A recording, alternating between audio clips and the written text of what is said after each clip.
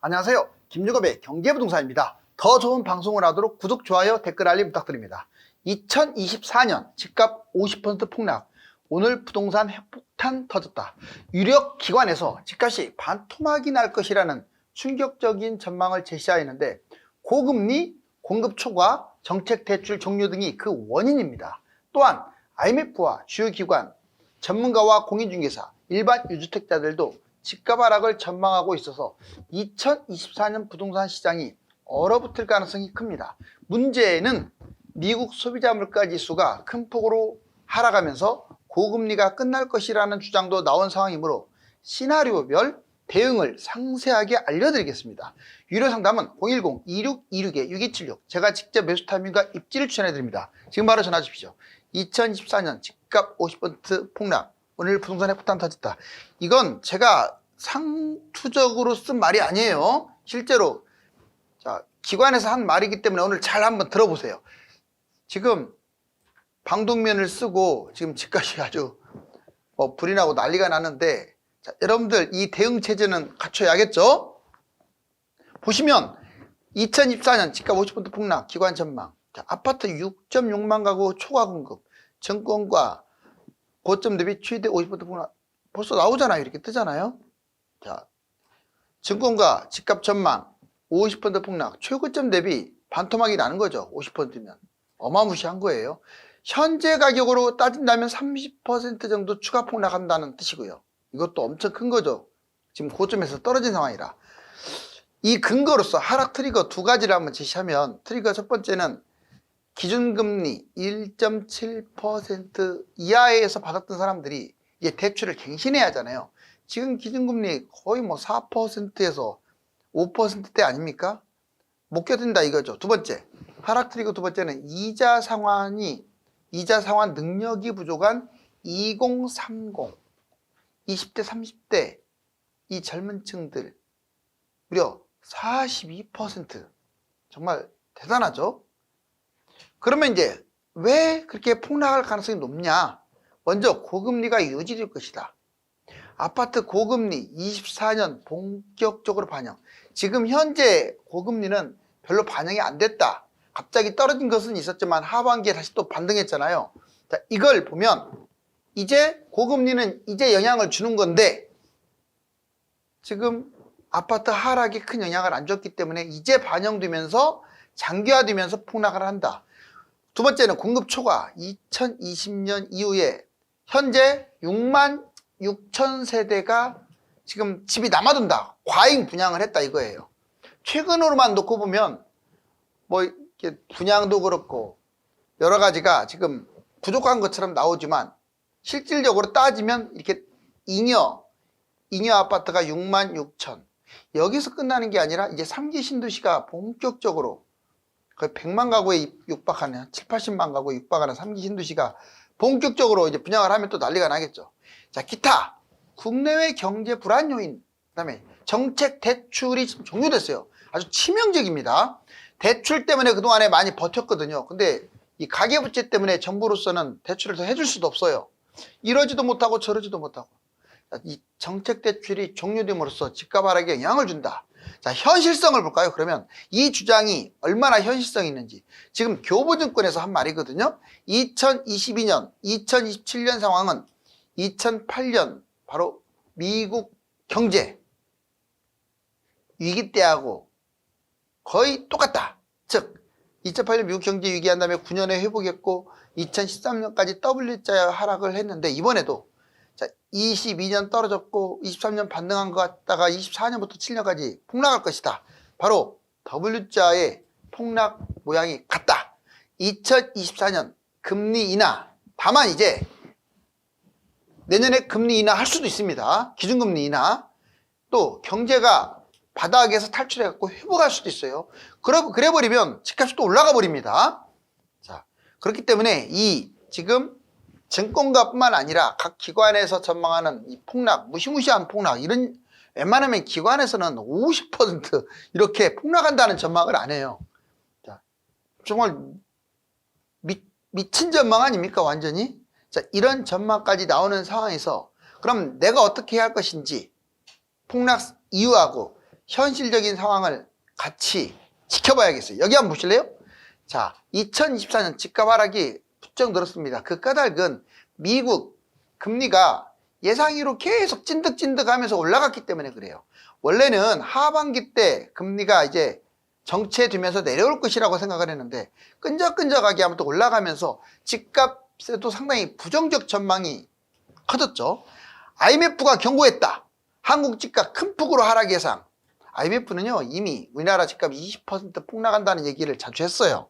2024년 집값 하락을 IMF, 주요 기관, 전문가, 유주택자, 주택을 보유하는 사람들 이렇게 네 방향으로 한번 나눠서 따끈따끈한 자료니까 잘 보세요. 자, IMF, 한국 등 20% 위험하다. 20% 추락할 위험성이 있다. 장기간 고금리로 인해서 급락할 것이다. 항상 고금리가 그냥 끝나는 게 아니라 장기간 고금리 이 얘기가 나오죠. GDP 대비 가계부채 심각하다. 그래서 대출 완화 이거 재검토. 그러니까 대출 지금 완화해주고 있잖아요. 모든 면에서. 근데 대출 완화 재검토해가지고 오히려 지금 대출 좀 어렵게 못 받게 DSR 같은 경우도 규제가 지금 강화되고 있습니다. 성장률이 지금 둔화되고 그러면 아주 심각해지는 상황이다. 우리나라가 IMF가 지적한 상황이에요. 자, 주요 기관 건사년은 이미 예전에 2% 떨어지고 W자형 하락이 이어질 것이다. 여기서 2%는 우리가 알고는 2%로 생각하면 안 돼요. 20%를 생각하면 되겠습니다. 자, 대출 경직성. 그렇죠. 이제 대출이 경직됐죠. 가계대출이 많으니까. 고금리. 바로 이런 요인 때문에 삼성증권도 25년이나 빨라야 25년이나 집값이 회복한다. 24년에 2차 급락을 하면서 25년에 회복한다고 전망을 했고요. 자, 주산년입니다. 주산년은 아직 구체적 전망은 안 했지만 전반적으로 이제 관망세를 하는 게 좋겠다. 자, 전문가. 자, 이제 여러 사람들이 있지만 이제 대표적인 분들만 한번 뽑아볼게요. 김경민, 보합 정도. 그 다음에 고종환, 상승이 지속될 것이다. 자, 김성환, 하락 반전된다. 한문도, 집값 급락한다. 중개사들, 하락 전망.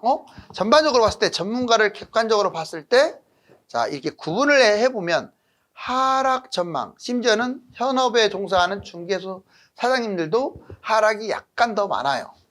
그것은 최근에 한두 달 사이에 부동산이 좀 갑자기 위축되고 매물은 늘어나면서 거래는 안 되고 집값이 지금 당장 폭락하는 건 아닌데 이런 분위기가 반영된 것이다. 유주택자들도 마찬가지로 최근의 분위기를 지금 반영하고 있어요. 수도권 유주택자 상승은 12%, 집에 있는 사람이 상승할 것이다가 12%, 하락할 것이다가 34%. 이것도 지금 대대적으로 뉴스에 지금 나오고 있어요. 2년 연속 하락 전망. 지금 22년에도 하락할 것이다. 23년에도 하락할 것이다. 이렇게 지금 나왔는데, 자, 이제는 2년 연속 하락 전망했죠. 자, 투자자, 투자성. 근데 또 이 사람들이 앞뒤가 맞지 않는 말을 합니다. 자, 그럼 앞으로 부동산이 투자성이 있느냐? 이걸 또 이렇게 물어봤더니 중간 정도 된다가 반절 정도 됐고요. 상승이 좀 더 많았어요. 하락보다. 물론 유주택자니까 그렇겠지만. 대신에 집값은 24년에 떨어진다는 전망이 좀 더 높아요. 아파트 무려 82%가 아파트를 선호한다. 잊지 마세요. 아파트 외에 어떤 걸 잡더라도 하지 마시라고요. 이렇게 사람들이 쏠리는 곳에 돈이 몰려있는 거예요. 자, 이제 미국 금리 인상 끝났다. 집값 어떻게 될까? 이거 제가 한 말이 아닙니다. 아예 지금 오늘 뉴스에 헤드라인을 장식하는 것들이에요. 미 금리 인상 끝났다. 내년 5월 금리 인하. 제가 아까 2페이지에 걸쳐서 얘기했던 거하고는 완전 상반되는 내용인데, 자, 여기 보실래요? 미국 금리 종결 95% 확률이랍니다. 물론 그전에도 80% 확률이라고 했다가 끈적끈적하게 미국 금리가 올라갔는데 이번에는 조금 더 유력해졌어요. 그러니까 지금 미국이 거의 신고가 근처에 다다를 정도로 주가가 뛰고 우리나라도 주가가 반등하고 있잖아요. 달러는 폭락하고 있고요. 자, 여기 보시면 소비자 물가 급락, 상반기 금리 인하, 금리 5대 변수 한번 같이 보자고요. 먼저 소비자 물가. 자, 미국 소비자 물가 지수 3.2%. 지금 계속 3개월 연속 올라가다가 떨어진 거예요. 많이 떨어졌어요. 자, 근원 물가 4.0%, 4.1에 3.0으로 떨어졌죠. 꾸준하게 지금 7개월 연속 하락하고 있어요. 미 국채금리 10년물이 물가지수가 확 떨어져 버리니까 4.5로 하회했어요. 얼마 전에 5%까지 돌파했는데 당분간 하향할 것으로 보입니다. 자, 원달러 환율 14.20원이 내린, 자, 마이너스 1.08이 하락한 1298원으로 지금 진행 중입니다. 여러분들 1300이 또 붕괴됐죠? 상반기 금리 인하. 자, 벌써 상반기 금리 인하 할 것이다. 한 5월달 여기 나왔잖아요. 근원 물가 7개월 연속 상승세가 둔화됐고, 한마디로 안정적이라는 얘기죠. 24년 5월에 배팅, 이게 왜냐면 배팅이 있어요. 뭐 스포츠만 배팅이 있는 게 아니라 모든 게 배팅이 있는 거예요. 그 배팅이 많은 곳이 확률이 높죠. 자, 연준 2%, 연준이 목표로 했던 금리 인하, 자, 그 소비자 물가가 2%로 낮춰질 확률 무려 60.4%나 된대요. 60%면 상당히 높은 수치 아닙니까? 이제 연준이 주장한 물가지수만큼 떨어뜨릴 수가 있어요. 그러면 추가 기준금리 인상 확률은요, 추가적으로 이제 지금 금리 동결을 하고 있는데 인상할 확률은 5%로 확 낮아졌습니다. 이 지표가 나오기 전까지만 해도 한 30% 정도 됐어요. 그런데 그냥 한 자릿수로 확 떨어져 버렸죠. 이제는 자신감을 가졌다라고 이렇게 표현을 해요. 자, 금리 4대 변수를 한번 보겠습니다. 자, UBS 골드만삭스는요 벌써 이런 얘기를 해요. 2024년 기준금리는 3에서 4%로 예상을 한다. 지금 미국의 기준금리가 어떻습니까? 자, 상당히 높죠? 지금 그때에 비한다면 상당히 낮죠? 많이 떨어진 형태로 지금 전개가 되고 있어요. 5.5에서 3, 4면 확 내려온 거 아닙니까? 금리 4대 변수. 하지만 아직은 완전히 안심할 단계가 아니에요. 이 물가라는 놈은 언제라도 치솟을 수 있어요. 여러 가지 요인으로 인해서. 경제도 아직 불안합니다. 자, 유가도 지금 완전히 안정화됐다고 할 수 없고, 전쟁도 지금 두 군데서 지속 중이고, 더군다나 중국과 대만도 심상치 않고, 북한의 움직임도 지켜봐야 하고. 자, 부동산 대비. 자, 여러분들 부동산을 어떻게 대비하는 게 가장 좋을까요? 경제하고 주가를 보면서 반드시 기억하세요. 이 용어를 탄력적으로 대응해야 돼요. 이제 어떤 전망을 함에 있어서 이렇게 간다, 이렇게 여기까지 떨어진다, 이런 사람들은 사입이에요. 그 사람들이 신입니까? 저도 부동산 오래 해봤지만 물론 주장은 할 수 있어요. 틀려도. 그렇지만 그걸 마치 막 100%인 것처럼 무조건 막 강조 막 끝까지, 그런 것들은 여러분들이 조심하시라고요. 폭락을 계속한다, 폭등만 계속한다, 이거는 좀 위험해요. 지금은 중립적인 시각에서 냉정하게 봐야 돼요. 이제 여기 보시면 부동산 PF발, 다만 이제 우리나라는 한 가지 위험한 요인이 있어요. 바로 이겁니다. PF발 금융위기. 개인적으로 또는 경제학자들이 보면 국내에서 경제위기가 터질 확률보다 해외에서 터질 확률이 좀 더 커요.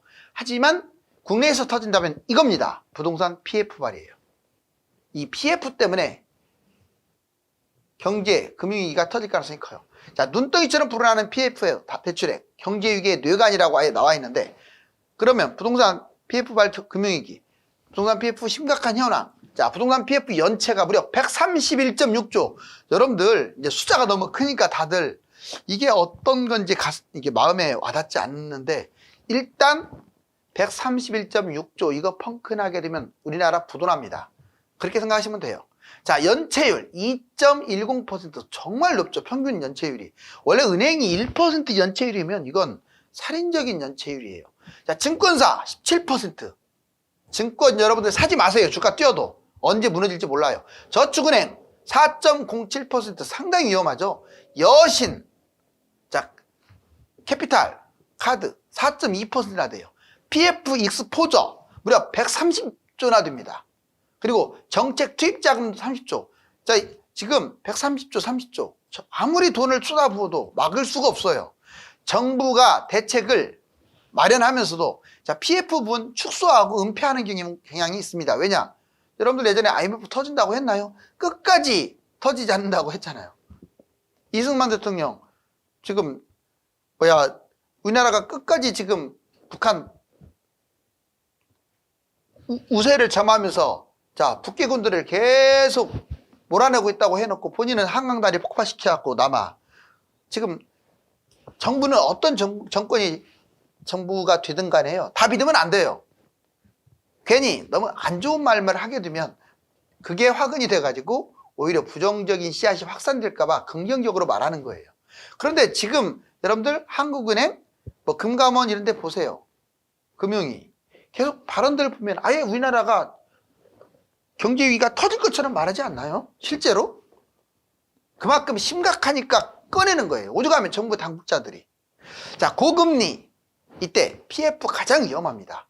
레고랜드 이거 하나 터지니까 그 다음부터는 아예 안 해줘 버리잖아요. 바로 그게 문제인 거죠. 어디가 터지면 이게 문제가 아니라 그것 때문에 아예 그냥 대출을 안 해주면 막 도산이 계속 생겨나는 거예요. PF 조정위원회 대출 상담 하루 33건 막 50건 지금 70건까지 늘어났다고 또 나와요. 부동산 PF 위기 확산 시행사 10%. 여러분들 시행사는 자기 돈 10% 갖고 그냥 사업을 하는 거고 건설사는 따라가요. 은행은 이렇게 많은 돈을 대박 이자를 얻는 기회가 몇 번이나 이렇게 있어요. 위험한 줄 알면서도 설마 해갖고 끌고 가는 거야. 정부는 관리 감독을 철저하게 하지도 않고 나몰라라 하고 있고. 증권과 저축은행 PFR 금융위기 최고죠. 최고죠. 청담동 호텔 땅도 뒷차받고 저기 새마을금고한테 지방 시한폭탄, 특히 지방이 시한폭탄이에요. 참고로 여러분들 예전에 뭐 전반적으로 봤을 때 사건이 커지고 그랬을 때 옛날 같은 경우는 거의 뭐 사형을 당하거나 최소한 귀향을 가는데 지금 잘 보세요. 현대사회에서 정부는 책임지는 사람이 없어요. 정말 맞죠? 오로지 그 피해가 고스란히 국민한테 다 가게 돼요. 다 나몰라라 합니다. 옛날에는 사형을 당하든 귀향을 가는데 지금은 여가 정권을 잡건 야가 정권을 잡건 책임지는 사람이 없고 깜빵 가는 사람도 별로 없어요. 자, 이제 부동산 3가지 전망 철저하게 대응해 살아납니다. 여러분들한테 하고 싶은 말은 이겁니다. 자, 볼까요? 자, 매수 포지션 주장 먼저 3가지. 지금 매수해라, 매수 포지션을 취하라 이런 주장과 중간 정도로 관망을 해봐라. 뭔 소리냐, 무조건 장기간 떨어질 거니까 장기간 관망해라. 이 3가지가 있는데 이 셋 다 각각의 대응을 해야 돼요. 먼저 지금 매수하자고 주장하는 것 더블딥 가능성은 낮고 경제 위기는 아예 없다. 그러면 이 2가지가 없다면 집값은 뛸 수밖에 없다. 근거는 이번에 미국 물가가 현저하게 떨어졌기 때문에 금리는 볼 것도 없이 이제 안정되고 금리 인상은 사라졌다. 자, 주가, 집값, 지금 주가 미국 최고조 아닙니까? 집값도 최고조로 치고 가고 있죠. 당연히 캐나다나 호주나 우리나라는 따라갈 것이다. 대응, 흐름 지켜보면서 자, 지금 당장부터 올 겨울 상황 보면서 매입해라.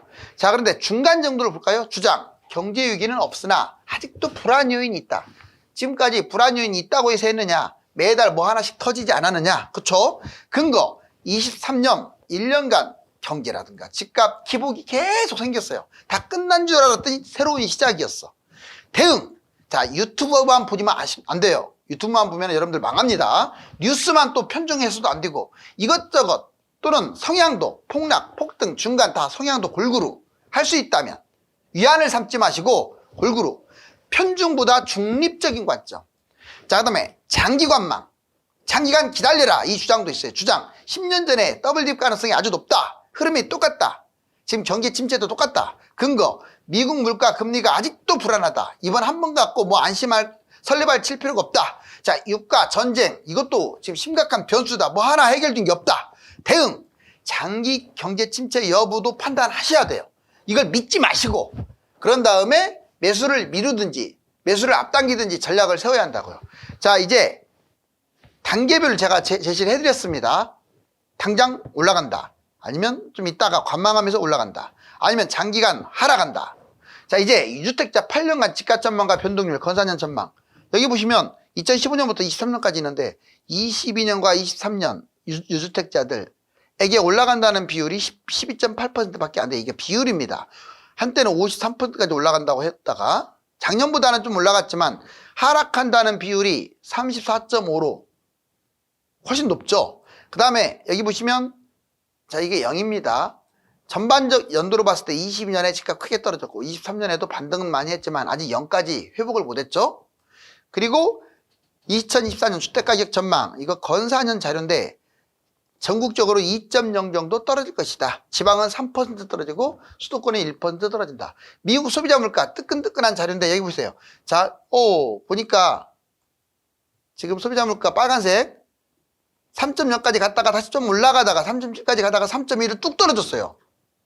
그리고 근원 물가는 꾸준하게 떨어졌습니다. 5.6, 여기 6, 보면 5.6부터 꾸준하게 내려왔죠. 4.0까지. 그리고 우리나라 겁니다. 이거 소비자 물가. 우리나라는 10월 달에 미국은 떨어졌지만 우리나라는 오히려 좀 더 올랐죠. 자, 이제 석유류가 가장 큰 영향을 지금 미치고 있어요. 주요 금리 추이와 이자 부담. 전반적으로 한국은행 기준금리, 이거 아주 예전에 99년 그랬는데 이렇게 아무튼 계단식으로 했다가 거의 0%대까지 근접했다가 축 치고 올라왔죠. 자, 여기에서 금리가 이제 다시 또 옛날처럼 내려갈 것이냐 지켜봐야 하고, 이자 부담 2009년에 162억, 2021년에 231조, 억이 아니라 1조. 자, 2023년 10월달 300조. 여러분들 엄청난 규모죠. 이자 부담이. 그 다음에 다주택 비중 줄었는데 무주택 가구 수는 늘었다. 이것도 아이러니한 건데 다주택자가 지금 집값이 떨어지니까 줄어들고 있어요. 이렇게. 그런데 다주택자가 줄었다. 그런데 무주택자는 오히려 또 늘어나고 있어요. 여기 보시면 22년 통계 계속. 그 까닭은 1인 가구가 증가한 이유도 있어요. 여기는 1인 가구가. 그리고 여기는 다주택자는 좋지 않은 것을 털어내는 거. 여기 보면 최고가 대비 40% 폭락한 서울 20평대 아파트 탑 10을 갖다 한번 뽑아봤습니다. 다 아주 서울에 있는 아파트들이에요. 그리고 전국 아파트 거래량 추이를 봤더니 이렇게 쭉 치고 올라가다가 내려왔다가 요즘 최근 여기입니다. 보이시죠? 자, 이게 어느 정도까지 회복이 하냐면 한 이 정도까지는 회복해야 집값이 많이 뛴다라고 할 수가 있어요. 다만 지금 제가 선 그어놓은 것까지 회복하게 되면 집값이 날아가겠죠. 자, 이제 위기는 기회라고 여러분들 이렇게 목돈을 만질 수 있는 기회가 왔으면 좋겠습니다. 경제 상황을 잘못 진단하게 되면 부동산 타이밍을 놓치거나 상투에 매입하는 우를 범할 수 있으므로 수시로 점검해야 합니다. 감사합니다.